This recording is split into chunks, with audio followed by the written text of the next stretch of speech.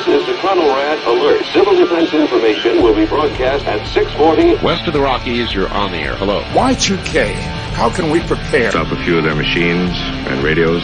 Throw them into darkness for a few hours. We are fighting for our lives. My family must survive. Oh, for 5 years. 1,000 gallons of gas, air filtration, water filtration.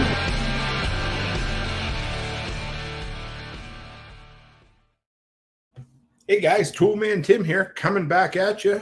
Well, not from where we normally are we? Coming back at you. And why the hell are you laughing, Mrs. Cook? Because we just went live a few minutes ago, like 5 minutes ago, told everybody we're going to be on YouTube. I look up, I'm like, we weren't live on YouTube. I hit Facebook by mistake. I'm like, oh my God. So here we are. This is take two. Can you tell we're exhausted? It's been a good time. Good to be in here with you guys. We've had it's been a great time. So it's been a hell of a 3 months, hasn't it? It has. Yeah. So trip to England, 3 weeks, 18 days in England, then back for 3 weeks, then 15, 16 days in Tennessee, then back for 2.5 weeks. Yep. And then 5 days in Washington. Yes. So we've had a great time. We are tired. I've mentioned that. As you can tell that we accidentally started the live stream on the wrong platform. So that was a really good start, but it's good to be here, guys. So we are in, where are we tonight? Helena, Montana. I was going to say Washington, but that was, We're in Helena, Montana tonight. It's our last night on the road, and it's our first opportunity to get a live stream in. I know you guys love hearing catch-ups. You love our ramblings from the road. Hey, Byron Roberts, good to have you, brother.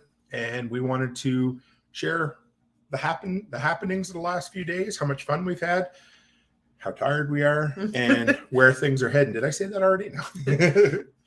So, 5 days. Yeah, we left last Friday to head down here. We spent 3 days, 2 nights in Addy, Washington, which for those who don't really know where it is, it's kind of northwest, an hour or so from Spokane. Really neat little town, way off in the woods. And we were there for the THRIVALIST Fair. Hey, Bam Ranch Survival, good to have you. So we had a great time. I would say the absolute highlight was Sunday evening, sitting around. No, we didn't get to the campfire. We ended up hanging out at my booth, at our booth, the workshop booth. And we had 8 or 9 people there. I'm going to forget somebody if I try to name everybody, but we had Ryan and Tori. And young Master Colin, that's Ryan's son, and Rob and Tracy. I remembered your name, Tracy. If you're happen to listen to this is really great. A redheaded lady named Kendall, right? That we just met. She came and hung out with us. And L2 Survive from YouTube. He was there with us. Didn't want to be in the pictures or the video because he does just audio. What an awesome guy. It was great to meet him. And doesn't have a face in real life, so I still don't know what he looked like. But that's not true. But he's a good guy. Yeah, they're going to be an interview with me coming out on his channel at some point in the future. Did a nice little interview. It was a beautiful spot for interviewing up there. Yeah, a lot of foliage. Really, really nice. So, who else? Paul Wheaton was there, guys. That was a lot of fun. So I try really, you guys know that we're putting together this in-person interview series. Haven't exactly settled on a name. I think I know what it's going to be. And so I reach out to these guests ahead of time. And so that's what I did. And I talked to Paul's assistant. And she said, sure, we'll set it up for you. When you get here, let's pick a time. We were all ready. Paul and I had our times lined up. I was getting ready to go get my microphone gear. Realized I'd left them at the Airbnb. Which was an hour away. An hour away. So 2-hour round trip to go back and get my gear. But I had to have it because we were going to do our roundtable discussion with all the workshop delinquents that evening as well. So I turned around. I had to drive out. After I had my second presentation done, I hit the dusty trail because I wasn't prepared and didn't have my shit with me. So by the time I got back, Paul and I decided we'll do it the next day. And we did. I sat down, checked my phone before I started, make sure I had lots of space because these videos take up a lot of room. Sit down to record Paul, and my phone says full. I'm like, what the hell? I deleted it. I emptied the trash. It was just one thing after another. So 3 minutes later, I go grab Becky's phone. We got the interview done. But we're on a time crunch. We only got to go for like 22 minutes because we were interviewing where there was another presentation getting ready to happen. This is the beauty of these live events, guys. There's crazy shit happens all the time. So, what was your highlight, baby doll? What did you enjoy? What did we? Well, put you on the spot. I'm sorry. Yeah. Well, I enjoyed we had a young. Well, it kind of like to explain it. We had a young gentleman next to us who was an entrepreneur. His name was Seth. And he did the donut place. Okay. And on Monday, he came over and he was talking to me, and he's like, because we had patches and a couple things set up, the batteries, and he's like, "Oh, how'd you guys do for profit?" And I looked at him and I said, "No. I said, we're not here for profit." I said,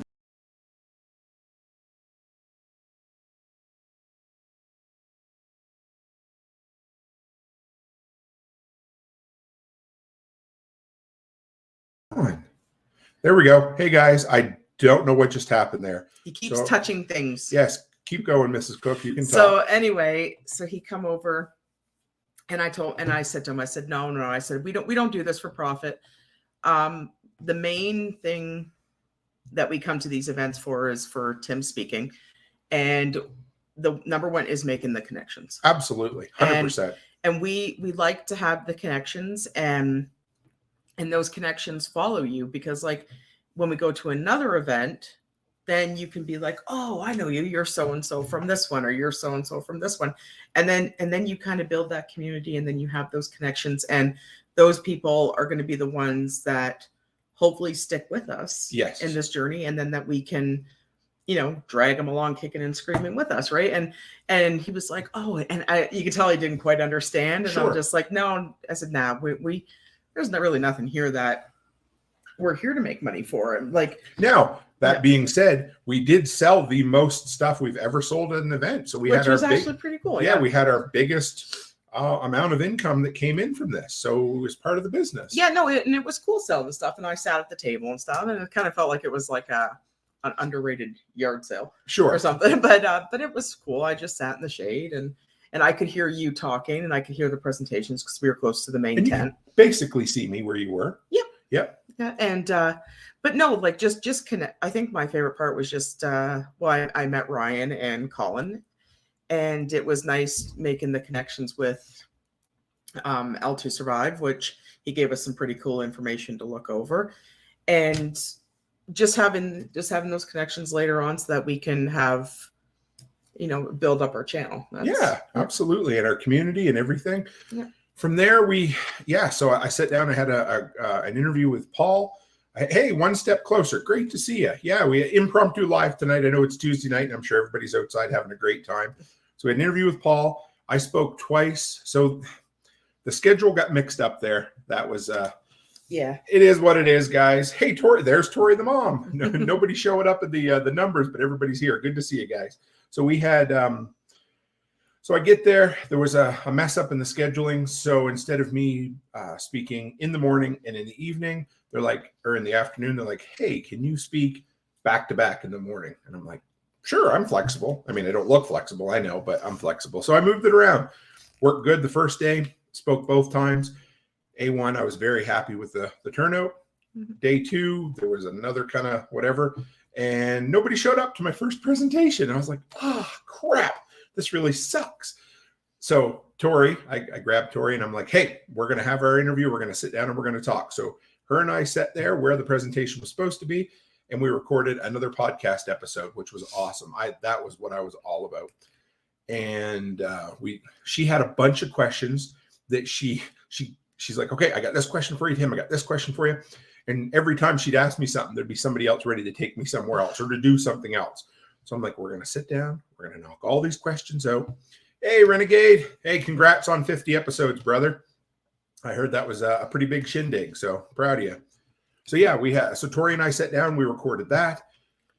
I do have to say though, for anybody that is looking into, I think that was the one thing that was kind of a little bummy about it, is that anybody who's looking into public speaking or anything, do not do 2 hours back to back.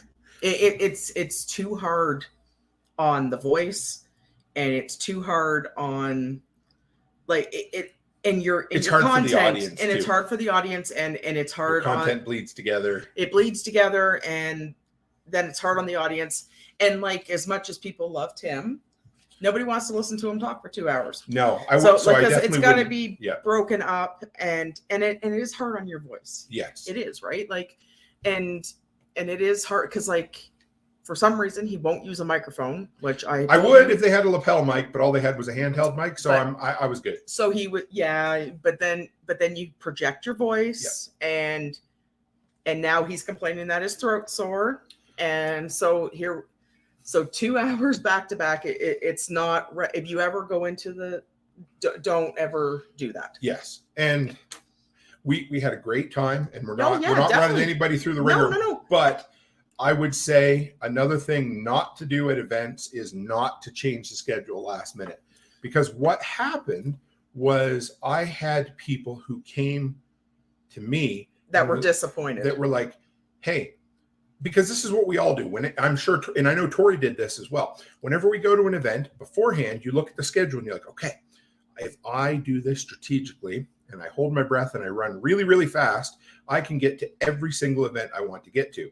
And so people, they mark it down and they schedule it out. And like, okay, I'm going to go to Class A at 11, Class B, all of that. And then they show up. Yeah. And Tori says, I do not like the schedule changes. Nobody does. So going forward, I think it's probably going to be something. I don't think I will. I like to be flexible, but when people come expecting to be at certain events at certain times. Well, and I think and like you said, not to run it, they didn't have an MC. No, that was So and so that right there, not having the MC, nobody knew. Yeah. So like they're coming in and they're sitting in, like, because they even said on Sunday morning there was a bunch of people waiting and the guy didn't even show up. Yeah, right? I know. So, but there was no MC to announce like, hey, guess what? We have a schedule change. So and so is going to be here. So and so is going to be here. And so it was a lot of running with your head cut off because and actually quite a few people were disappointed they missed your afternoon session, and then of course then your hands are tied because what can you do about it, right? But Monday, the day we finished up, my second presentation, I would say, was my best presentation I have ever put together. Now, because the camera was full, I only have the audio. You guys will get a copy of the audio for that one, and I have the video copies for both my other presentations. Yes. Yeah. Both. Which is all the same all the same content. So. And you guys most of you have heard this before. It's a revamped presentation of Prepper Camp last year and LFTN last year. So it's always different, but these were the ones that I was asked to present. So they're there. I just want to shout out to Rob. Hey, brother, good to see you in here. He's getting the kids off to bed. And Tori says, it could have left empty space if someone wanted to jump in with an impromptu workshop. That would have been cool. Yes. Yeah, that's always a good thing. I know I learn a lot from watching Nicole, and she always schedules 15 minutes between events. So, yeah. And then she does the salons. Yes. Yes, right. Which gives people who aren't scheduled to speak but have knowledge they want to share. Yes. It gives them, I think it was 45 minutes. Yeah, I think so. Yeah, it gives them 45 minutes to have like little break off groups so that they can share whatever knowledge they want to discuss. Yeah. So the best beyond, I mean, it was great. I love talking to Paul. I made some really cool contacts with Paul Wheaton. We're going to collab on a couple of things. Looks like, knock on wood, he's going to be back on the show to do a live stream, a full episode. I think we'll get him to come on and talk about rocket heaters. I don't know. Anyway, we're going there. So the highlight, though, and I know I've mentioned this, was us sitting around fellowshipping together. We got probably about 4 hours. Oh, Jake from Ravenwood Acres was there as well. Can't forget Jake. Oh my God. You're trying. Yeah. You had too much bourbon. Oh, I didn't have enough bourbon. That was the problem. But so it was great because this was one of those things that before we even got started, a month and a half, 2 months before this event, I said, we're going to have a workshop get together. And I talked to the presenters and I said, or the people running the festival. And I said, hey, is it okay to do that? Oh yeah, absolutely. Because everything's officially shut down at 5 and then you just get to do whatever you want.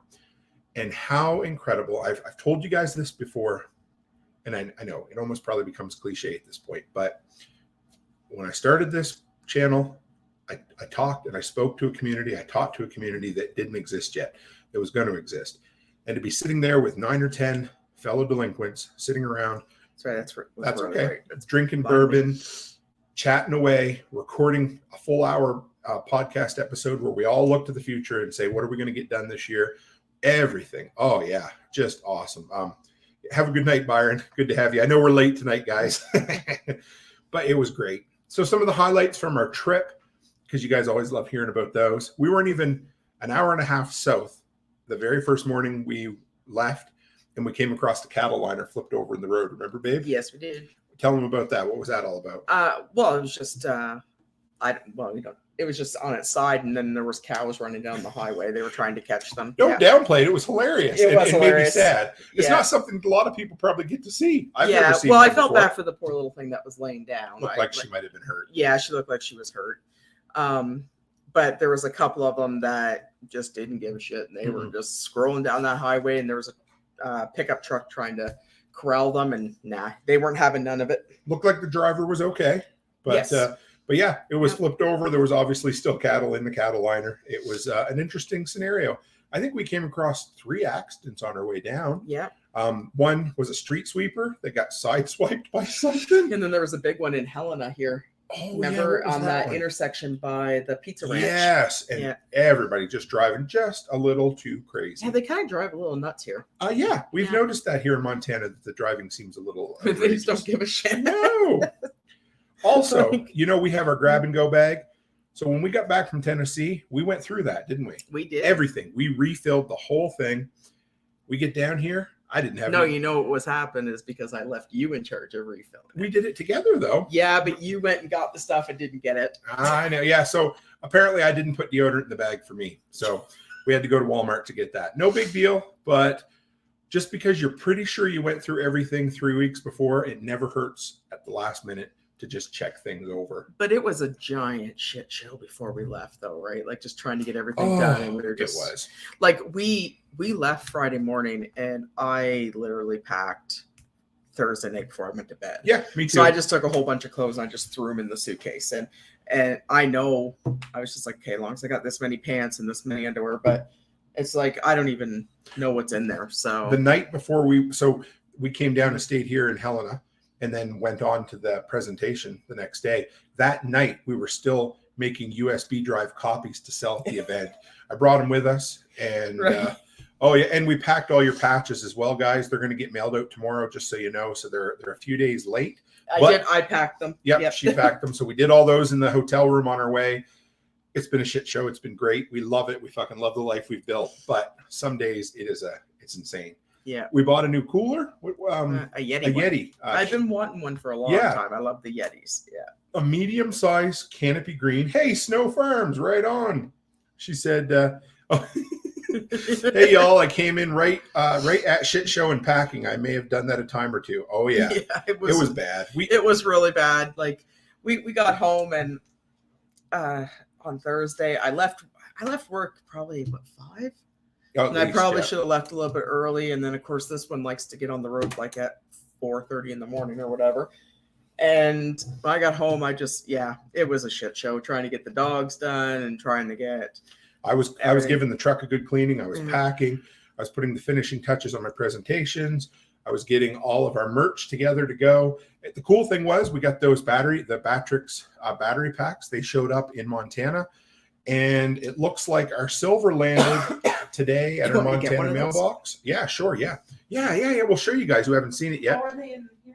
I think so. If they're not, they're not. Sorry, guys. I'll bring it up on this week's live when we get together. Yeah, no, they're not up here. Yeah. And Rachel says, really, guys, it's bedtime. Yeah, I know it is. I apologize. I had to get one in because if we didn't do a live from the road tonight, everybody would be busting their balls and saying, why didn't you guys do a live?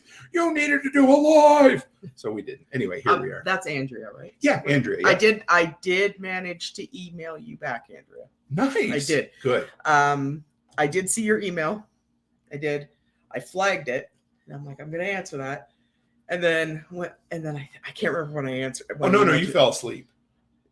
No, I flagged it. No, I flagged it when it first came in. Yeah, I know. And then I was like, oh no, I got to email her back. And then I remember I said to you, I was like, shit, I don't think I emailed her back.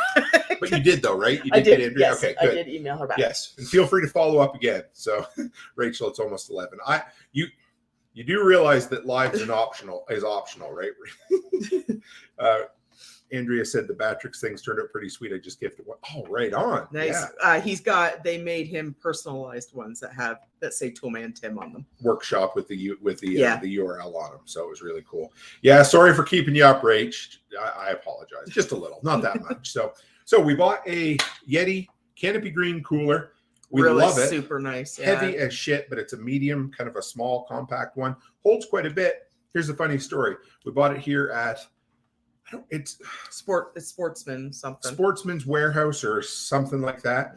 Paid for it, walked out with it, getting ready to put groceries in it. And I'm like, what's this little thing? What was still on it? The theft deterrent device. I'm like, well, shit. So I'm like, it was really thin. I'm thinking, well, what are we going to do? So I put a pen in it and I started twisting it. Have a good night, Rach. And I managed to pop it off. And then the thing started going, in the middle of the parking lot. I just grab my Genesis neck knife, flip it in, crack it open, and pull the batteries out. So I was really thankful that it wasn't an ink pack because that would have really sucked. Shitty. I don't think that would have came off. No, it would have been horrible. That I would have been kind of biffed because those are. Oh man, like it would have ruined it. So. Yeah. So check your shit over. It didn't beep when we walked out, so I don't know. But as soon as I cut the thing or twisted it, the thing went crazy, and then I knocked the batteries everywhere. So it's definitely doable. Mm-hmm. We knocked Washington off our list. We did, and we didn't get a magnet. Oh no! You know what? I will send Tori some money, and I will get Tori.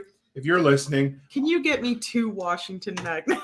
Oh, I'm sorry, baby. That's all the only thing she wanted. I collect magnets from everywhere I've been and everywhere I've gone, and. I said we bounced off each other probably about 10 times. We gotta get magnets. And here we are in Montana, and I didn't get any magnets. Yes, so we'll get you some Washington State magnets, baby doll. So what were our thoughts on Washington? Well, the best part of Washington was the fact that Tori lives there. Yeah. We love Tori. We all went out. Yeah, Rachel, you're supposed to be asleep, Rachel. She says, thief.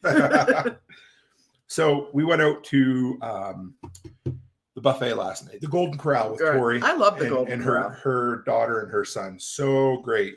Yeah, Dixon says it's close enough. Just go back. Yeah, that ain't going to happen. And we had a great time. Thank you, Tori, for being our guest. We had a lot of fun. We sat around, shot the shit for an hour or two. And she's got really good kids, guys. She is doing so good with them. So she thinks I stole John. Oh yeah, the strawberry. Oh yeah, she did steal strawberries. I paid for them. You did. Well, I don't give a shit. She put 4 strawberries in her purse. No, it was 2. And then I walked over to the buffet and grabbed another one. There you go. And I had 2 strawberries as my snack that night. Now you're going to get arrested. So probably. But yeah, so we had a good time. So Washington, my thoughts. First off, there's coffee shacks everywhere. Yeah. They look like cabins or like tiny houses that are in the middle. They look like they started to build a takeout shop and then they just stopped halfway through. What do they look like? What would that term be? They look like a cabin or a chalet. No, but what's the term I'm thinking? A tiny house? Like a little... Are you talking about the drive-in ones or the ones that are really douchey looking? Well, no, just the little tiny ones, right? Okay. So okay, yeah. It was good. I mean, they're cool. We never stopped at them, but they're everywhere. Yeah. As soon as you get across the line into Washington, all of a sudden, apparently, the DMV requires people to have bumper stickers on their cars. I have no idea why, but like Dutch Brothers, right? Exactly, Tori. Yeah, I have no clue what the deal is with them, but they're a Washington thing. Mm-hmm. Now, apparently, the more bumper stickers you have on your car in Washington, the more serious you are about a certain political topic. I have no idea, but some people had like their entire back windshield covered in stickers. Maybe it's like a carbon thing. Oh, it offsets the carbon. Yeah, that makes sense. I never thought. Yes, they do. Night, Rob. Yeah. One Step Closer says they look like repurposed old photo huts. Do you remember those 1-hour photo huts? Yep. Yeah, we didn't have a lot of them where I was, but yes. Well, when we were in Spokane, though, there's a lot of those coffee places that looked like you would see like a whole bunch of Gen Zers.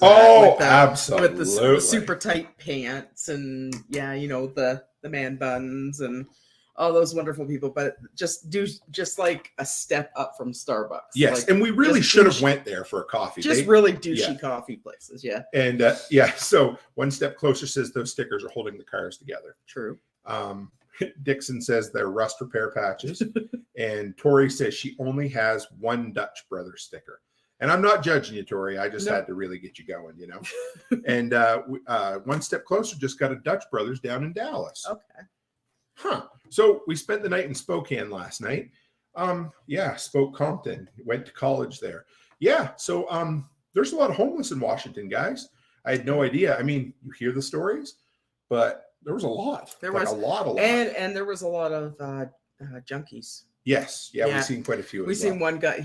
I seen him there just outside that rundown gas station, and he was standing on the boulevard. And he was like, and he was floating back and forth and back. And I was like, oh yeah, he's having a good time. Oh yeah. Hey Jake, good to see you, brother. Your ears must have been burning. We just showed a joke because we had a great time. I tried to catch Jake and I missed him before he left. So I already said goodbye not in person, but afterwards. But it was good to see you, brother, for sure. And we went to IHOP. We had IHOP for breakfast. Where we looked at each other, and I think you had to have a membership card to be under 85. So we're sitting in there. We look around at IHOP. There was 10 occupied tables. There was no one in there under the age of 80. It was pretty. They're all right cute though. They were all couples, and so every one of them ordered one breakfast with an extra plate, and they were dividing their food. And that'll be us someday. Oh yeah, they were right cute, but we're kind of looking around. I was like, man, it's like a retirement Tori said if we'd have gone downtown, we had a lot of stories to tell. See, we should have went downtown. It was a nice day. Gas was a lot more expensive. There's tax there. That's why we do our shopping in Montana. Overall, and this is only anecdotal. I didn't run any numbers. Overall, the things we did buy in Washington seemed more expensive even before taxes. Mm-hmm. I may be wrong about that, but like I said, the best part of Washington was Tori. She lives there. So, and Rob, Rob and Tracy live. And Ryan does too, doesn't he? Ryan's in Washington. Yeah. Oh my God. You better just insert. Yeah. No. Ryan and Young Master. Just say the scenery. Yeah, the scenery was great. Yeah, it was nice seeing all the trees, and I swiped a huge bag of fallen pine cones. For the kids at the daycare. Driving through the Idaho Panhandle, that is the steepest, twistiest, turniest 60 miles or whatever it was. My ears would not stop popping, and I always get car sick, but Chris Dixon, I've got to read this out loud, guys. No judgment here at all, but Chris says the best part of Washington is the welcome to Idaho. So I'm sorry because it's true. I love you so much, Tori. We love you. We miss you already. And yeah, that's too good. It really was. I don't even know what to say. But yeah, so the Idaho Panhandle was pretty cool. We drove through Missoula, which is the general area where Paul Wheaton has Wheaton Labs, which was really cool. And it took me a minute. Missoula is it mentioned in The Maid? Oh, really? Yeah, remember she goes to the University of Montana. Yes, in that's Missoula. right. Yeah, that is true, Tori. Washington is better than California. That's true. That's like saying dog shit's better. No, but California doesn't get snow. That's true. Yeah. Like Northern California probably does, but the weather's nicer. Did we come across Bonner? No, we never. I'm thinking that is Bonner's Ferry. Does that come down from Canada? I don't know. We didn't. We just drove through.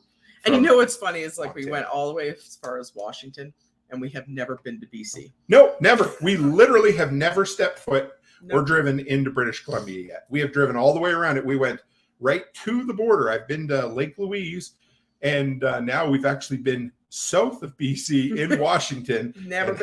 Haven't made it there yet. Yeah. So actually, Andrew, they drive like idiots here in Montana. Like in Helena, we were in the Sportsman parking lot, and these cars just come by and they just they just zoom in front of you and just no shit's given. Just keep driving. You're just looking at them like, dude, what are you doing? Right? And they don't care. Like, So just, there is a like, speed limit now. It's 80. I actually find overall they drive a little faster in South Dakota than they do in Montana. Oh no, Tennessee. Oh sure, yeah, I know. Nashville, around Nashville's Nashville, like 90, they but were insane. the only place we found faster yet was Florida. Yeah, Florida, they're insane too. Yeah, it was 90 in the slow lane. But overall, I would say South Dakota's just a hair faster than Montana. But yeah, Montana's 80. You can do 85 and nobody bothers you. So and that's about good enough for a lot of Montana. But like in Washington, it was fine. But I think in Montana, since we've come back, we've almost been in 3 accidents. Oh, people are these people are just one step closer. Yes, Washington is it was gorgeous. beautiful. Yeah, I haven't posted a picture yet, but I took a picture out of the window of our Airbnb the first night we were there. I forgot to take some pictures. I'm glad you did. And that was I believe it's a Columbia River. Correct me if I'm wrong, Tori. I think that's what we could see in the distance. Yes, it was. It was beautiful. We were a solid 10 to 12 minute drive into the woods, and it just wound up and down or up and back and forth. We were way up there. It was beautiful. And Tennessee. Ravenwood says I-24 in Tennessee is insane. Yes, it is. They really are. Like when we were driving, and just coming out of Nashville, they're insane. Oh yeah. But I would. Yeah.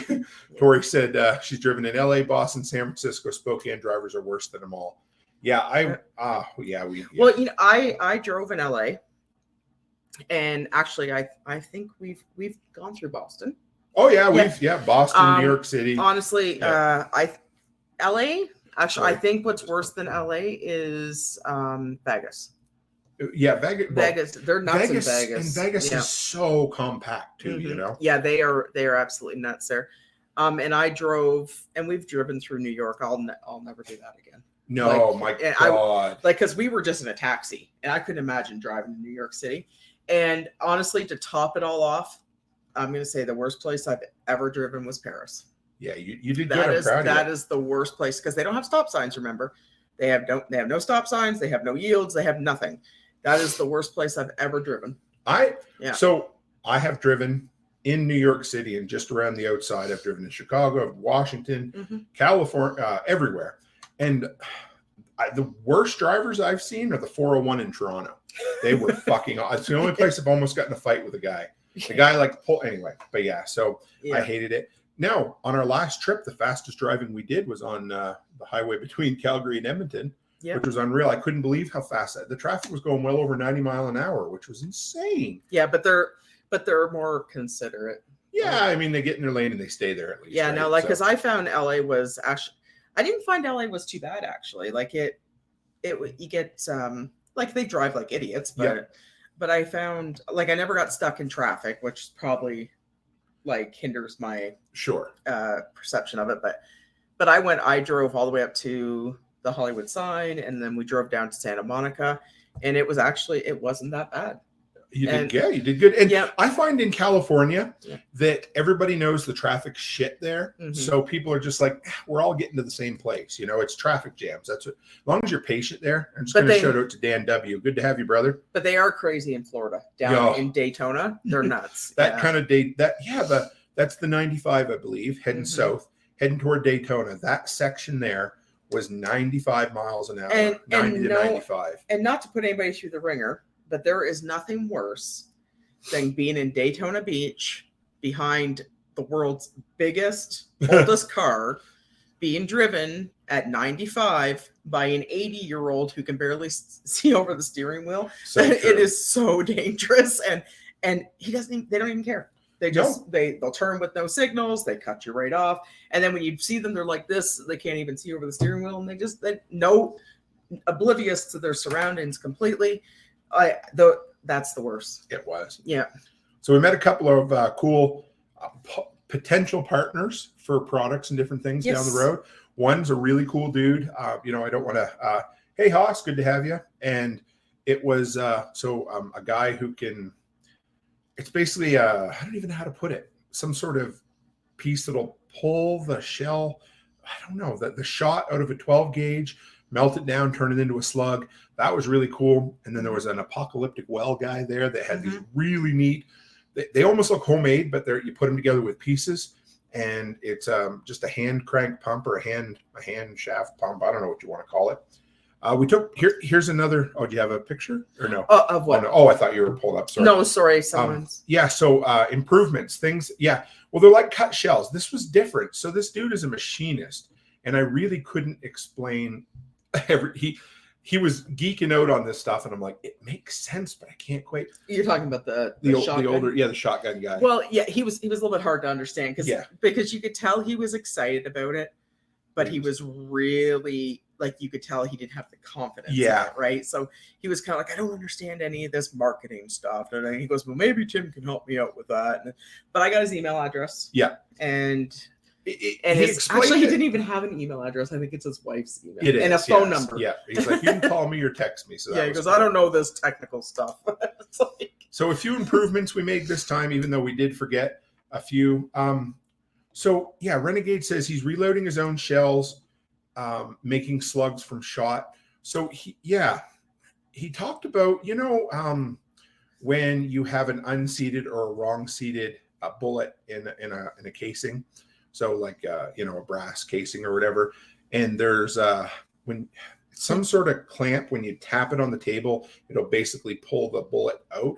He built something like that. And then anyway, as soon as I have information, I will send it to you. I'll pass it along. He's a machinist. Yeah, machinist. And he built it. Yeah. He knew what he was talking about. And I'm like, whoo, right over the head. So yeah, you're supposed to text him or call him, and he's going to send you all the info. And he's like, can you even have that in Canada? I'm like, I'm pretty sure. I think so. So something Mrs. Cook come up with, which was an absolute incredible idea. You brought the thermocell along with you this time. I did. So if you guys know, they're about the size, maybe about 1.5 pop cans big. Yeah. And they have a little butane cartridge, and we use them around the backyard all the time. You can get them at Costco. Yes. Yeah, we've seen those. So Ryan Buford, if you're listening to this, he was looking for the USB one. We saw them at Costco tonight for $49.99. Yes. And they work like a dream. So she threw one in our bag. We had it on our table the whole time, and it kept the skeeters away. Before we left, I was like, okay, well, we're going to Washington. Chances are there's going to be a shit ton of trees. Yep. So I'm like, you know what? I'm bringing my thermosol. Yes. Because I don't like mosquitoes, and I don't like black flies. But it worked. It worked. So well. There the whole weekend, never got one mosquito bite. Why haven't we thought of that before? Like, there's really nothing that could spill in them. There's nothing that stinks. So you could throw them right in your car, 2 or 3 of them if you wanted, and have them. Well, I have 3 of them going on our back deck at all times. Yeah. And ever since the weather's got nice, I've sit outside with all 3 of them, and I have not had one mosquito bite. They're honestly, there's so much shit out there that people are like, hey, this should work. Spend money on it. Well, I'm telling you, the thermocell really friggin' works. It's incredible. So we got to use the, my cat charger box for, it's like a boost box and an air compressor. Well, Becky had to do some work at the table, so she had to set up. The internet was really spotty. I didn't have internet. But you were able to work anyway a bit. Yeah. Her laptop was almost dead. So old Tim pulled out the handy dandy cat power box, and you're able to run your laptop off it, weren't you? Yep. So that was pretty handy. I enjoyed that quite a bit. Going back to the thermosol. Oh, yeah, go ahead, baby. If anybody is farming, they have ones that attach to your pocket or your belt. Yes, they good for fishing too. Yeah, they have portable ones, and they work just as good, because Barrett actually has one, and he wears it when he's mowing the grass.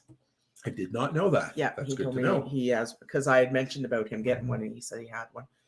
And no, they work really good, because when he mows the grass, it brings them all up. So the cooler was a game changer for us. It was. We have been talking about. Renegade says he's never run anything off a cat box. Well, you have to try this one, son of a bitch. So moving right along to something way more serious. Yeah, the cooler was a game changer for us. We've been looking for a cooler for a while. If we were going to buy one, we wanted to invest in something good that would basically, here's the requisite. Prepper camp is 4 nights long. What I want to be able to do is fill that thing full of ice on Thursday before I get to prepper camp, and I want it to keep my food cold until I leave Sunday night. And I think this will do it. I think so. And Plus, it's a big step up because we've always ever had those blue and white ones. Yes, that have no insulation. They're like Coleman, or they weigh about they're like an eighth of a pound or something. $29.99 at Walmart or something. Yeah, so they're just, or no, actually, they're not even that much. I think the last one we bought it was like $19.99. Oh yeah, they were. But the lid just pops off and it doesn't stay on fully unless you turn the handle, and if it breaks. And we'll definitely do a full review on it because it. I like it. Yeah. Dan W says he has run from a cat box before. Fair enough. So, we filled it, put a layer of ice, food. It was great because we were staying in an Airbnb. Plus, we knew we would be at the Thrivalist Fair, and we wanted to have decent food where we can make sandwiches or whatever else. Mm-hmm. And it really kept the drinks cold too, didn't it? It did. Yeah.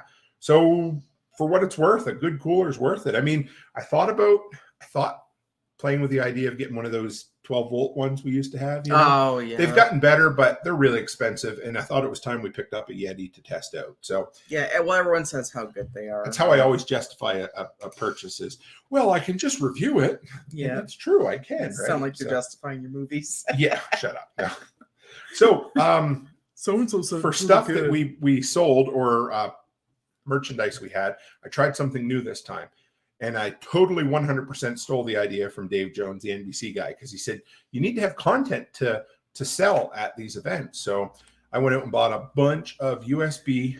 They look like keys. They'll fit on your key ring. And I filled them. So I had one 100% full of my generator stuff, another one 100% full of my preparedness, and one entrepreneurship. And each one has 20 to 30 hours of video and content. And we only ended up selling one, didn't we? Mm-hmm. Yeah. But always got to try something new. Well, and I think a lot of because I personally, I think it's because a lot of people that came to the fair didn't quite have an idea of who you were, because we've been staying to the east a lot. Yes. And so, I mean, to be fair, this is going to sound insane, but Paul Wheaton didn't have a really big crowd his first day either, because people didn't know who Paul Wheaton was. And I mean, if they didn't know who Paul Wheaton was, they sure as shit wouldn't know who I was. But he must go to the east more, right? So I mean, this is what we do. We need to get out there and spread the gospel of entrepreneurship and preparedness, right? So it was, but I'm going to have some at all my events going forward now. And I just need to, Matthew Scarcey says that terrifies me that people put random flash drives in their computer. Yeah, I've heard about that, like picking them up off the side of the road and things. Yeah. Oh my God. Yeah.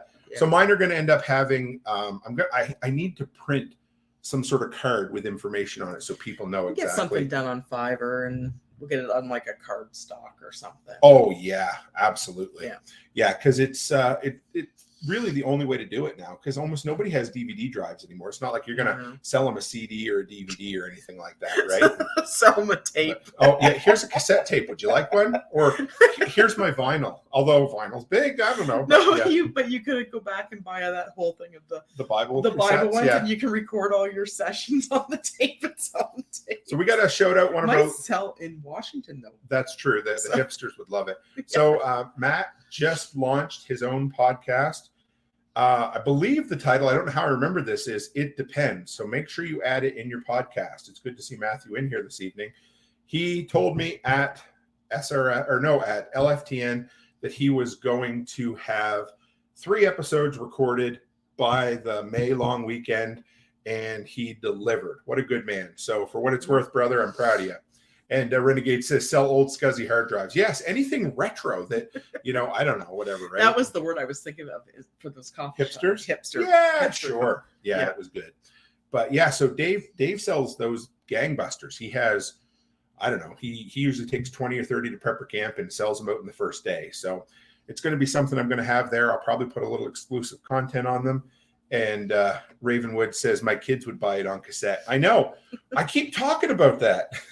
And I am going to do some sort of workshop mixtape. And there's going to be people who will buy it. You can laugh at me all you want.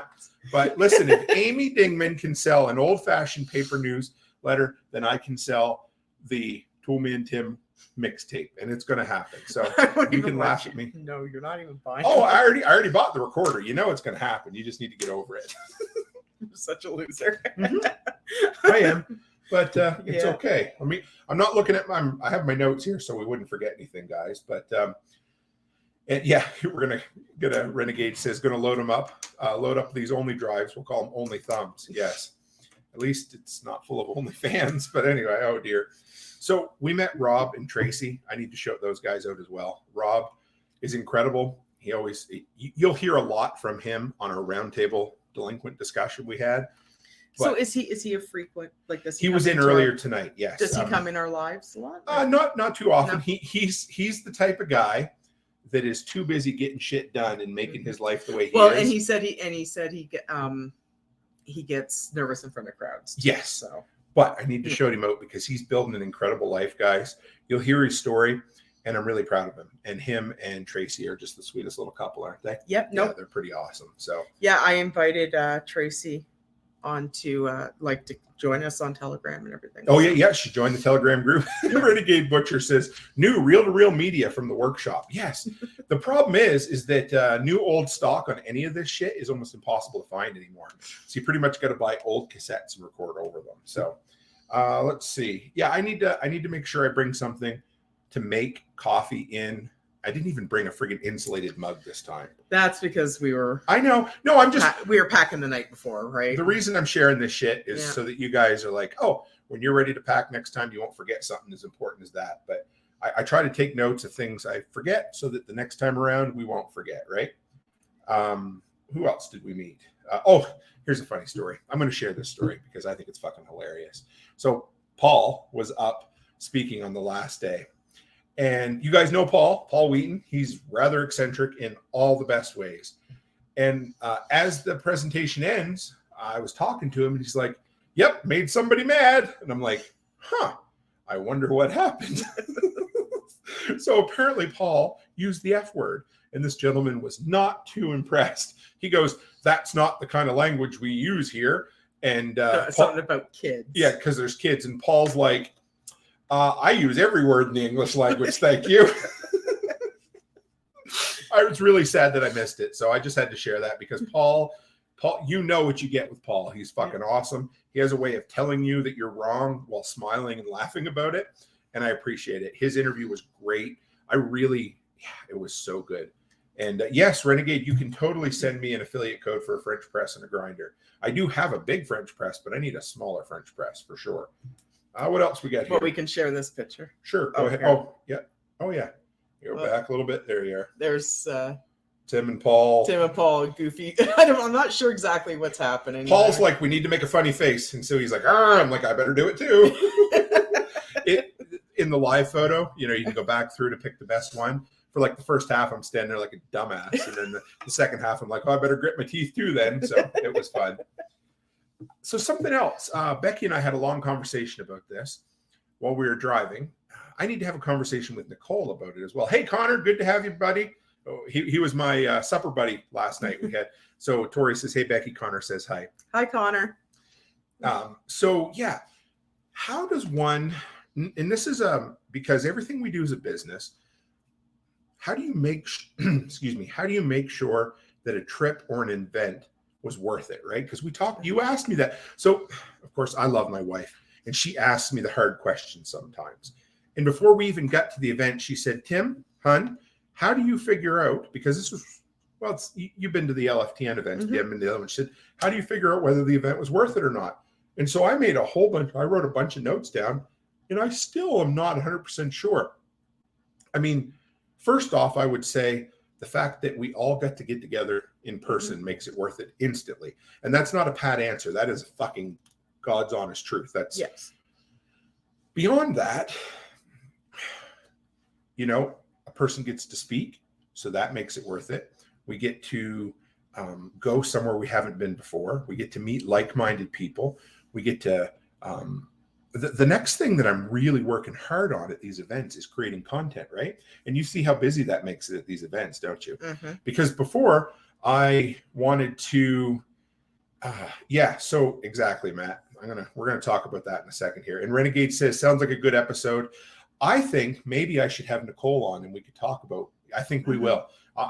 So I just want to touch on this a little bit without giving away the ghost. Matt says the real cost of the trips is the time, not the money. 100%. That's exactly it. And because yes, because time, okay, you can always make more money, but it's impossible to make more time, unfortunately. And you can do so many things with, and I was talking to Paul about that a bit. He's like, yeah, because every day I go to speak somewhere is a day I'm away from the Wheaton Labs, and I'm not there to do the work that needs to get done. Now, that doesn't make it, it's not a bad thing. I'm glad we go, 100%. But yes, Renegade says time often is money. Yeah. Well, but the thing is, and like, I kind of asked you in the question to, well, I think there was a whole bunch building up to it because it was such a shit show before we left, right? And being tired on the road, and last night I didn't sleep very good. Yeah, I know. And I woke up at like 5:30 in the morning or something like that. So I was tired, and I don't know, probably a little bit cranky.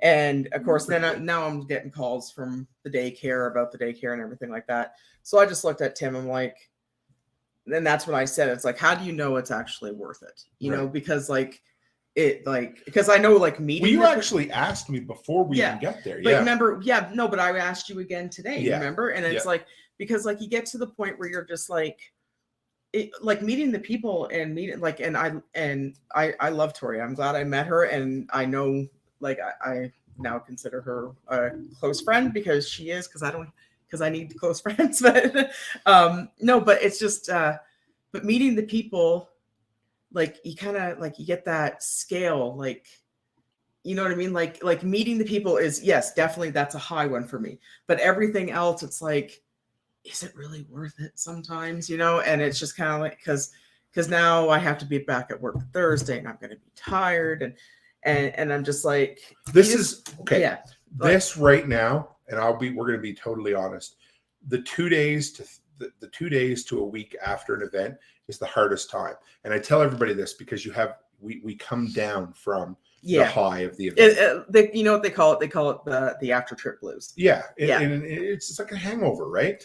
And so again, you remember, don't make a decision on a bad day. Yeah. Right. But take lots of notes, because in a week or two, I'm going to talk about this, because it was a great event. We had so many things, and I loved it.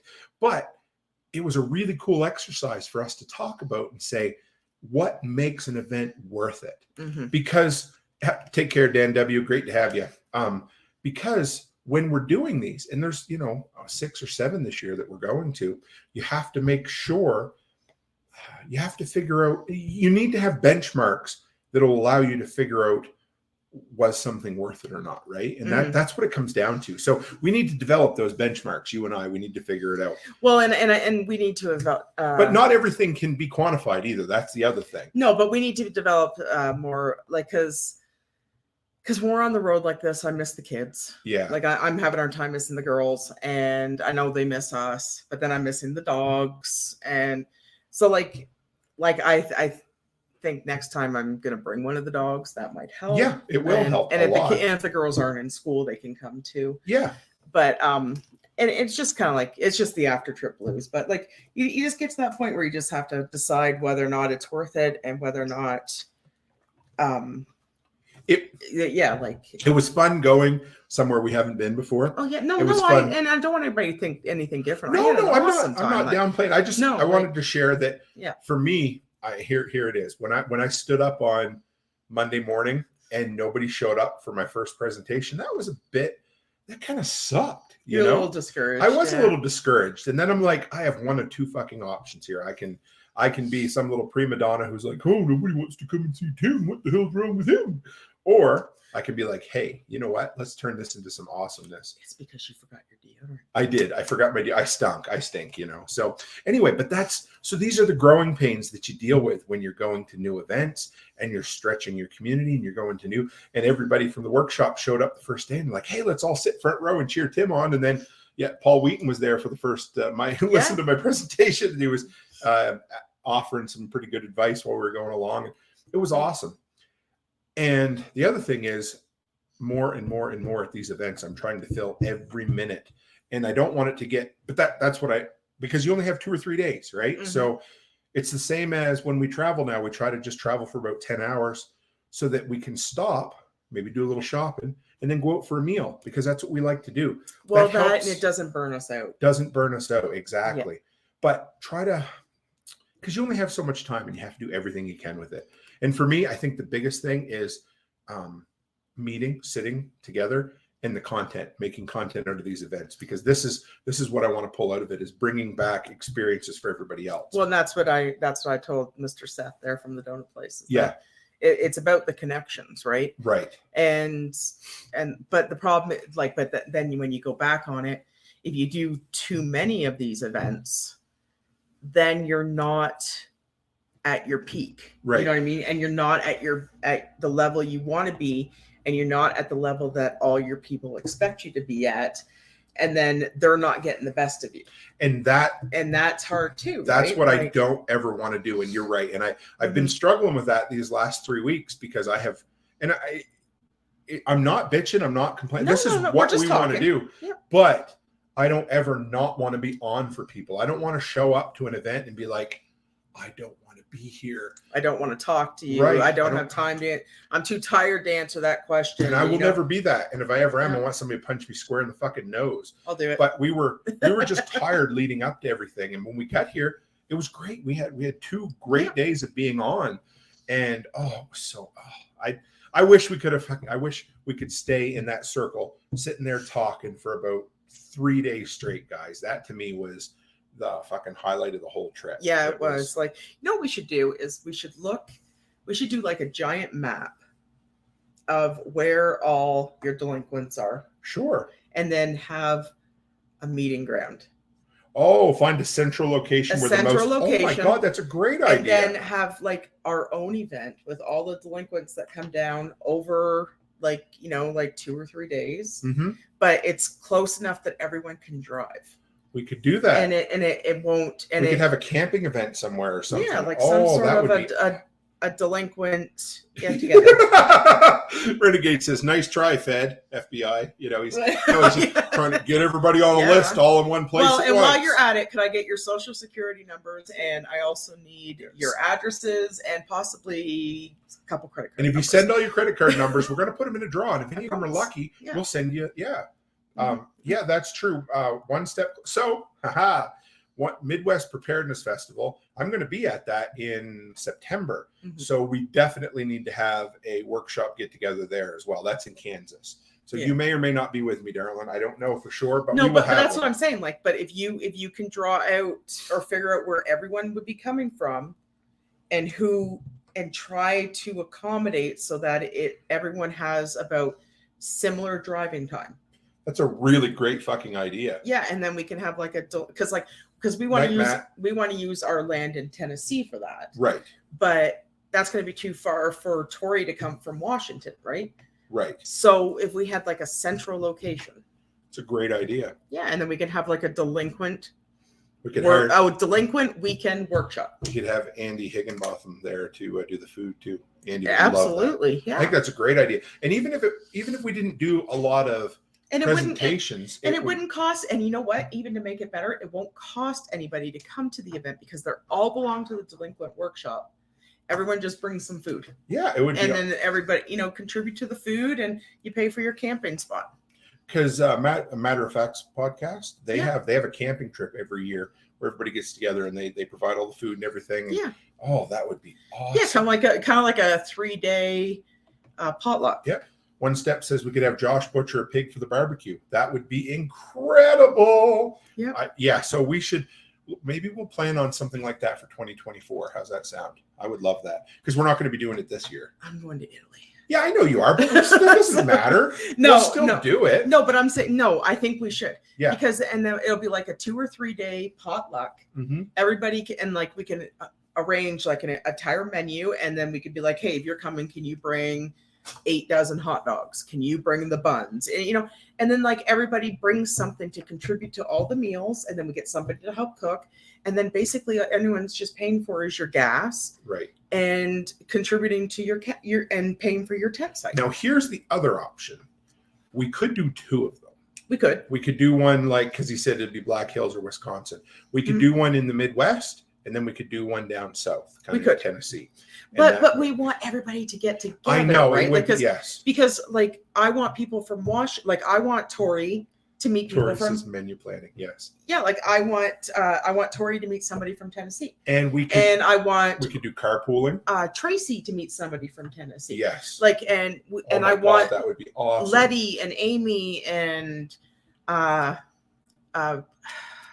is it Brittany? Yes. Yeah, who I met at LFTN. Aaron. I want and Aaron and Nate but I want everybody to meet everybody because I want everybody to have all these connections so that, like I was saying earlier, hey, I know him from Tennessee. Right. Here's a good connection, and it'd be nice to have that. Oh, now you're planning. See, that's why I keep her around. She's not just a sexy thing. She's also, Crystal and Andrea. Yeah. Like just everybody. Rachel. Right? Everybody. Yeah, we'll make it work. I think this is awesome. Look. And even Chris. Yes. Like Chris is in Calgary. Yep. So if we're going down there, we can pick his ass up on the way. Absolutely. Right? Like he can hitch. He can sit in the box of the truck. I don't mind. But Renegade said everybody's crashing at Nate and Aaron's place.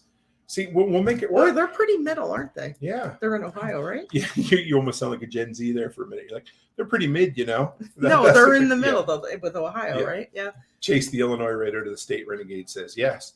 Yeah, oh my God. See, we're at our absolute most tired, and you come up with the best fucking idea of the week, of the month, of the year, maybe. Well, I bet you could probably talk John coming in. Maybe you can get Jack to come up. Oh yeah, but right, maybe but here's the thing: Nicole, it doesn't necessarily have to be an event. No, it doesn't have to be an could event. just No, be a it's going to be just a get together. Yeah. And if they want to come up and have a couple beers, yes, right? We're not having them come up to put on a show or to present or anything. Just come up.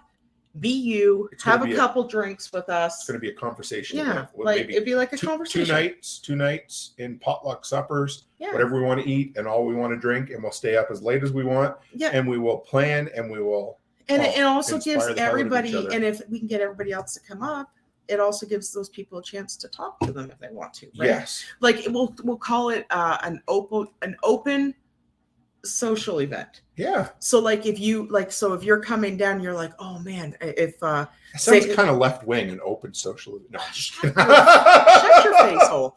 No, so like for example, right? Mm-hmm. Say Tracy I was talking to Tracy about Nicole and her coffee and everything and how much fun we have at LFTN and everything.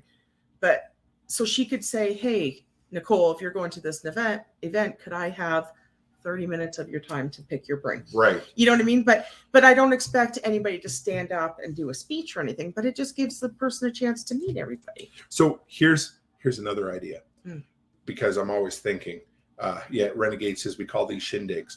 We could be a thing where the very first day we can all sit down 15-minute interviews with one another. Kind of like speed dating. Like speed dating, except we can record the shit if we want to. Speed interviews. Yes. Oh yes. My God. And then anybody who wants to ask questions, they can prepare their questions beforehand. Right. And it'd be kind of like a speed dating thing. Yeah. And then you ring a bell and then everybody switches. I think that's a great idea. Yeah. We do that. And then of course there'd be lots of bourbon involved, right? Absolutely. Yeah. Okay. And our kids could come? Absolutely. Yeah. I think it would be awesome. Oh my God. How did this just happen? I don't know. Because we're idiots and we have we have so much time on our hands, and we do. We just need to do this shit all the time because, like, I only sleep I sleep 8 hours a night. I only need to sleep 4. So One Step says bring some big stereo speakers and we can turn it into a hootenanny. Well, geez, get Nicole to bring her karaoke shit. That is true. We could do karaoke. I would be cool with karaoke. Oh my God, this would be fun. I'd just be great. Anyway. Yeah, and I will get Amy and Barrett to come also, too. Hear this? So, guys, we need to put together some sort of dating service for our greater community because, yes, Tori just said, did somebody say dating? And I need to talk to Rick and Jane for Prepper Camp. I think they should do some sort of prepper speed dating there where people can meet each other and just talk. Okay. Because I think there's 1,000 people, so there have to be singles there, right? People need to meet each other, and I think it's important. I think that would be great. Absolutely. Connects to Bluetooth. Yes, giant speaker that connects to Bluetooth. And then you can bring everyone can bring their portable little battery things, and when one dies, can swap them out and just keep switching. A great big prepper circle jerk. It'll be awesome. I'd love that. Why not? That would be awesome. Yeah. Somebody's like, what the fuck is he talking about? So yeah. And that would be awesome. And Renegade says, get Carrie to come and do it in Oklahoma. That can be real. Karaoke. Oh Oh, okie dokie. Oh boy. Jeez, where do I go with that? Yeah. Oh boy, that was the best and the worst of the evening, folks. Leave it to Renegade Butcher. I mean, yeah, grown. Yeah. No, but I think it would be fun. I think it would be fun. And the kids can come, and like, and if anybody wants to bring their kids, the kids can even have their own little separate group and hang out and do their thing, right? Like, so Charlotte can boss everybody around, and I need someone's help on Telegram. Everybody who wants to. It doesn't mean you're committing to anything at all. No. But I would like to have one of those pin maps that I could hand over to the feds. I mean, so that I can keep track of where everybody is. But it would be great to know person in place. That's it. And then we'll have a list. And it'll be an offline list. I won't keep it online, I promise. Yeah, but make sure you put credit card numbers, social security numbers, shoe size, and I don't know, maybe bank account numbers. Yep, that'll work. That'll work. And let me just see. I'll see if we missed anything else. I think we've covered everything we needed to tonight anyway. I think that would be a great idea. I think it'd be fun. Do not One Step says he's on enough lists already. Yeah, me too, brother. Me too. And I dare cross them anyway. So yeah. Yeah. Oh boy. No, all we need is just like what state you're coming from. Yeah, height for the coffin. Exactly. Yeah. Yes, exactly. I don't know, or not even a coffin, just so we know we don't. The just worst need to know how big to dig the hole. Yeah, I was just going to say, there's nothing worse than spending all day digging a hole and realizing that you didn't need to dig it that big for a body. I mean, for treasure. A pig, yes. Yeah. So, yeah, AI will cover that. Yeah, it's true. So I love that idea. So we got a lot of, so what do you guys, bring your own shovel. Yeah, it just has to be Tim proof, right? Yeah. We're going to need you to dig that hole right there. So what content do you guys have coming up for me over the next couple of weeks? We got some good stuff. At some point, the interview from Paul is going to see the light of day. It's going to be a while because this is a whole series I'm working on. We have, excuse me, you can tell it's getting late. I apologize. We have the roundtable episode coming out, which is going to be awesome. And we have an episode with Tori and I that was really good, including we talked about Schrodinger's cat. It's like you said Schrodinger's. Oh yeah. So we had so it was a lot of fun. We had it was a great conversation. Was that it? Oh yeah. And you'll also get 2 or 3. You'll probably get the 2 best presentations I did coming up here in a little while. I don't know about you, Mrs. Cook, but I'm having a hell of a time keeping my eyes open. Oh, yeah, me too. It's not because we don't have great company here, guys. It's just because we're wore out and we're going to get on the road. Yeah, old balls, right? So we appreciate you. And you got to go down and get me some water because you drank my water. Oh, there's more water over there. You're good. Okay. So, guys, we appreciate you. I'm really glad. Short and jerks. Yeah, what kind of event was that? Right. You don't need to know. So if you weren't there, whatever happened, you don't need to know. So I appreciate you, folks. We will. I will be back Thursday night with a live. It'll be a good one. And we're back to, for now, 3 episodes a week. They're going to be more for a bit because I got to fill some in, but 3 lives Thursday, Friday, Sunday night. And with that, stay happy, stay healthy, and have a great week.